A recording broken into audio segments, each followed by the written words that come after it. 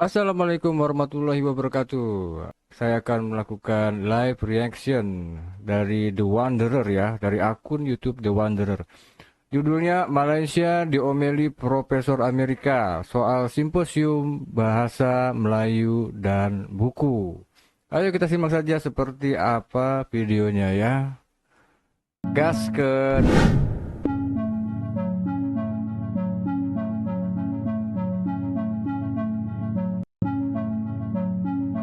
Jadi saya amat berbesar hati dan merasa sangat terkejut dengan sambutan hebat yang diberikan oleh bukan sahaja tokoh-tokoh ilmuwan, malah juga orang ramai. Begitu ramai sekali hadirin yang menyertai simposium ini. Oh, kita ada pelbagai aktiviti, cuma aktiviti utama program adalah pembentangan kertas kerja kerana ia membabitkan 60 tokoh daripada seluruh dunia yang akan membentangkan kertas kerja masing-masing dalam pelbagai bidang, baik ekonomi, baik undang-undang, baik pengurusan dan sebagainya. Kita ada 15 sidang ya. Hello Wanderers, selamat datang kembali. Jadi cuplikan sebelumnya itu menyoroti keseriusan Malaysia untuk membuat bahasa Melayu sebagai bahasa ASEAN dan mendunia. Namun berbagai masalah muncul di Malaysia sendiri, di mana orang-orang lebih cenderung menggunakan bahasa Inggris. Dan berikut adalah beberapa keluhan yang disampaikan oleh narasumber dalam simposium pada waktu itu. Mari kita simak bersama. Untuk mempelajari mana-mana bangsa secara keseluruhan, pertama sekali kita perlu menguasai bahasanya. Beberapa tahun yang lalu saya ikut serta dalam konferensi Minda Islam Orang Melayu di Malaysia. Dalam konferensi ini seorang Melayu dari Amerika Serikat mengucapkan pidato mengenai tema tersebut dalam bahasa Inggris. Saya pun bertanya kepadanya, apakah Bapak berbahasa Melayu? Tidak, jawabannya. Bukankah kita sanggup berpikir hanya berkat bahasa? Bagaimana mungkin seorang tidak berbahasa Melayu tetapi membicarakan minda pemikiran Melayu? Di sini juga sering-sering kalau saya bertanya apa-apa kepada orang berbangsa Melayu, sering dijawab dalam bahasa Inggris. Tanya lagi, dijawab dalam bahasa Inggris lagi. Oleh karena itu, mari kita mulai mengantara bahasa Melayu dari dalam negeri. Selain itu terdapat keluhan yang lain dari Profesor Amerika yang berkaitan dengan metode pengajaran bahasa Melayu di Amerika. Ayo kita lanjut. Jadi melalui kerjasama itu, kami juga mengadakan program bahasa Melayu sebagai satu bidang tetap dalam kurikulum di sana. Kami dapat dana lagi dari Kementerian Pendidikan untuk membuat kamus bahasa Melayu Inggris online selama 3 tahun. Kami dapat dana lagi dari Kementerian Pendidikan Luar Negeri Amerika untuk membawa mahasiswa yang belajar bahasa Melayu mengikuti program bahasa Melayu di Malaysia selama 2 bulan. Waktu itu saya selenggarakan di Pahang. Orang yang ingin melanjutkan pengetahuannya tentang Malaysia dan bahasa Melayu, justru boleh mohon dana lagi dari Kementerian Pendidikan Luar Negeri Amerika. Amerika yang membiayai pengantarabangsaaan bahasa Melayu, bukan Kementerian Luar Negeri atau Kementerian Pendidikan Malaysia. Paling meletak orang di Ohio kalau di Amerika, atau di Leiden kalau di Belanda. Ya. Jadi dana itu semua satu program yang sangat sukses. Sudah 3 orang yang belajar dengan saya, walaupun saya hanya di NIU selama 4 tahun 5 tahun. Orang yang belajar dengan sudah 3 orang ambil PhD tentang aspek budaya di Malaysia, ya kan? Tapi itu semua dana dari Kementerian Luar Negeri Amerika, Kementerian Pendidikan di Amerika, bukan dengan dana dari Malaysia. Oke guys nih, Profesor Dr. James T. Collins dari Amerika Serikat ya, dia berbicara pedas ya, kenapa ada orang Amerika yang mau belajar tentang budaya dan bahasa Malaysia dibiayai oleh Amerika. Kenapa bukan dari Malaysia?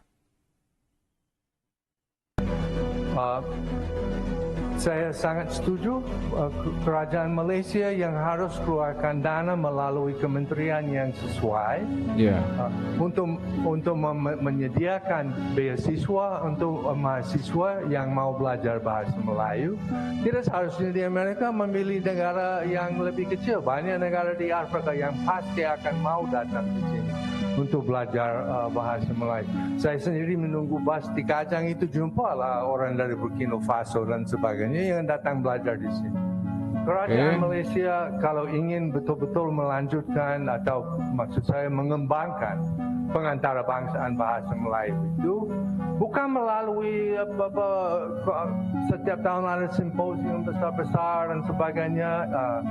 Yang lebih penting lagi ada program yang mantap dari berbagai bidang, dari berbagai kementerian untuk memajukan dan menarik orang untuk belajar bahasa Melayu di luar negeri dan mungkin belajar di Malaysia kemudian atau buat penelitian di Malaysia itu caranya di Amerika. Saya sendiri waktu buat penelitian di Indonesia untuk S3 saya, dananya Iklan. Kuliah di jurusan IT itu menjanjikan, tapi banyak yang gagal. Materinya rumit, logikanya menggigit, bahkan buat tiru.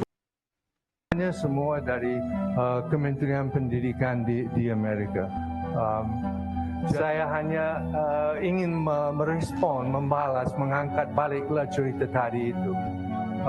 Penguasa, saya lihat ada wakil negeri Belanda di sini dan dia boleh beritahukan bahwa semua buku yang dihadiahkan pada KITLV di Leiden sudah diserahkan pada perpustakaan dan tidak ada ruang baca Malaysia lagi.